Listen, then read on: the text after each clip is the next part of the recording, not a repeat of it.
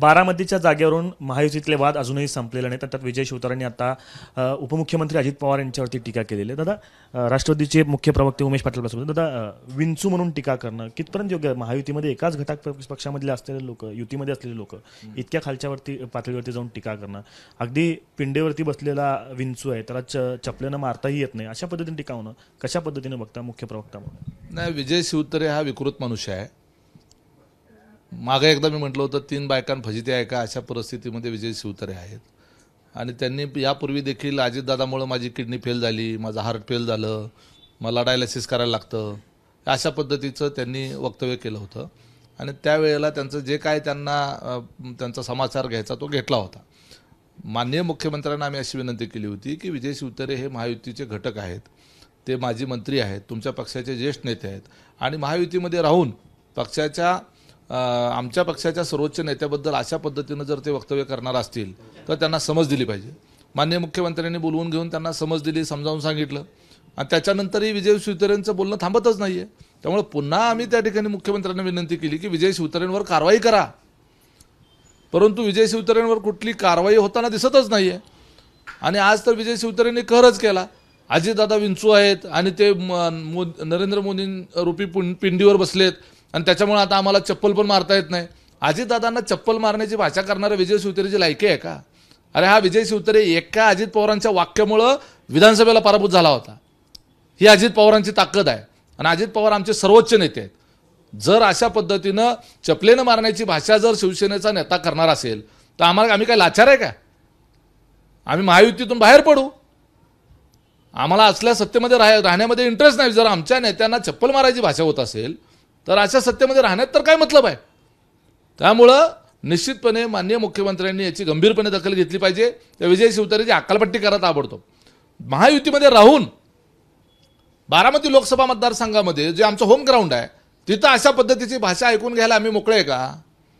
विजय शिवतारेंना निवडणूक लढवायची तर लढवू द्या, त्याच्याबद्दल आमचं काय, आम्ही काही त्याला घाबरत नाही. त्याला 3 बायकापैकी एका जरी बायकोचं मत पडलं ना तरी पुरेसं आहे. काय लायकी आहे ना विजय शिवतारेंची, आता निवडणूक लढवल्यावर कळणारच आहे. परंतु आमच्या नेत्यावर महायुतीमध्ये राहून अशा पद्धतीनं बोलणं हे आम्ही सहन करणार नाही. राष्ट्रवादीचा कुठलाही कार्यकर्ता सहन करणार नाही. विजय शिवतारेची भूमिका नेमकं काय घेतात? कोणी फूस लावले त्यांना, कोणी काही सांगितलंय, विरोधी गटाकडनं काही सांगितलं गेलंय, त्यामुळे असं करतात असं वाटतं की काय नेमकं कारण? मी आधीच सांगितलं की विजय शिवतारे हा मुळातच विकृत माणूस आहे. बरोबर आहे. तर कुणी सांगितलं असेल ते आम्हाला माहीत नाही, की आम्ही तपासायला गेलेलो नाही. महायुतीचे ते घटक पक्षामधले एक महत्त्वाचे नेते आहेत, माजी मंत्री राहिलेले आहेत आणि त्यामुळं त्यांनी नरेंद्र मोदी साहेबांच्या करता एक खासदार निवडून आणण्याच्या करता सहकार्याची भूमिका घेतली पाहिजे. राज्यभरामधल्या राष्ट्रवादीच्या कार्यकर्त्यांची जसं एक खासदार शिंदे साहेबांच्या गटाकडनं उभारणारा, भारतीय जनता पार्टीकडनं उभारणारा, त्या खासदाराला निवडून आणण्याकरता राष्ट्रवादीच्या कार्यकर्त्यांनी जर काम करणं अपेक्षित आहे. बरोबर आहे. तसं जिथं राष्ट्रवादीचा खासदार होणार आहे किंवा राष्ट्रवादीचा जिथं उमेदवार आहे त्या ठिकाणी महायुतीतल्या शिवसेने असेल, भाजप असेल, त्यांच्या कार्यकर्त्यांनी आम्हाला मदत करण्याची भूमिका घेतली पाहिजे. उलट ते आमच्यावर घाणेरड्या भाषेत टीका करायला लागलेत, चप्पल मारण्याची भाषा करायला लागलेत. ते असलं कसं सहन करून चालेल? राज्यभरातल्या आमच्या कार्यकर्त्यांच्या मनामध्ये याच्यातून काय विचार निर्माण होईल? त्यामुळं ही बाब जी आहे, विजय शिवतारे शिवसेनेच्या बाहेर त्यांची हकालपट्टी झाल्यानंतर ते इंडिपेंडेंट आहेत, त्यांना काय करू द्या, काय करायचं ते बघून घेऊ आम्ही.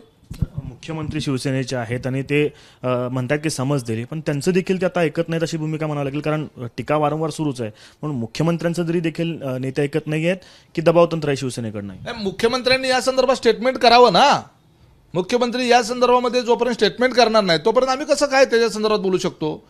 आज जर आम्ही त्यांची हकालपट्टी करा म्हणून मागणी करतोय, जर अशाच पद्धतीचं स्टेटमेंट राष्ट्रवादीच्या कार्यकर्त्यांनी उद्या मुख्यमंत्र्याबद्दल, मोदी साहेबाबद्दल, नड्डा साहेबाबद्दल किंवा शहा साहेबाबद्दल किंवा फडणवीस साहेबाबद्दल अशा पद्धतीची स्टेटमेंट जर महायुतीचा घटक राहून जर महत्त्वाच्या नेत्यांनी केली तर चालतील का? कुणाला? त्यांच्या नेत्यांना चालतील का? असं होत नसतं. महायुतीमध्ये आहेत म्हटल्यानंतर त्या ठिकाणी ठीक आहे, काही ठिकाणी छोटे मोठे वाद होतात, एकमेकाच्या विरोधात थोडी छोटी मोठी स्टेटमेंट होतात, परंतु थेट सर्वोच्च नेत्याला चप्पल मारण्याची भाषा ही काय पद्धत झाली? कारवाईची मागणी करताय, वारंवार याच्या आधीही केलेली आहे. कधीपर्यंत वाट बघणार आहात आपण? किती दिवस अजून देणार आहात कारवाईसाठी? किती मुदत दिली त्यांना? हे बघा, ह्यात काय मुदत वगैरे असं नाही. निवडणुकीला आता आपण सामोरं जातोय, जागा वाटप झालेलं आहे जवळपास. उद्या उमेदवार जवळपास सगळीकडचे जाहीर होतील. आता प्रचार सभा सुरू होतील, प्रचाराला सगळे कार्यकर्ते लागतील आणि ह्या काळामध्ये वेळ आणि मुदतीची काय गरज आहे? ताबडतोब त्यांची हकालपट्टी व्हायला पाहिजे. महायुतीमध्ये आज महत्त्वाची घटना घडली. महादेव जानकर ज्यांची काल पण चर्चा होत्या की महाआघाडीसोबत जाणार की महायुतीत राहण्याचा निर्णय घेतलाय त्यांनी. पहिली प्रतिक्रिया काय असणार आहे? कसं स्वागत करणार आहे? नाही, महादेव जानकर साहेब महायुतीतनं सोडून गेलेलेच नव्हते. ते पूर्वीपासून महायुतीचेच घटक होते. पंकजाताई मुंडे आता बीडच्या लोकसभेच्या उमेदवार आहेत.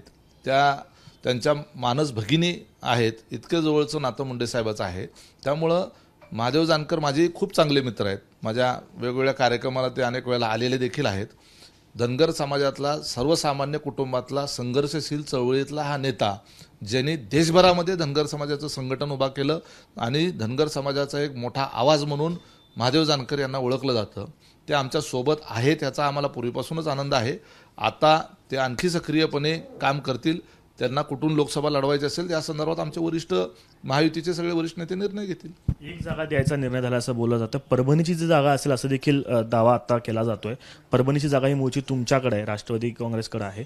त्यामुळे जर ते आता परभणीची जागा लढवणार असतील तर पुढची भूमिका काय असणार? हे पहा, सगळ्या 48 लोकसभा मतदारसंघामध्ये कुठली जागा कुणाकडं याच्यापेक्षा कुठली जागा कोण उमेदवार असल्यानंतर, कुठल्या पक्षाचा उमेदवार असल्यानंतर ती निवडून येण्याची शक्यता जास्तीची आहे, याला महायुती म्हणून आम्ही प्राधान्य देतो.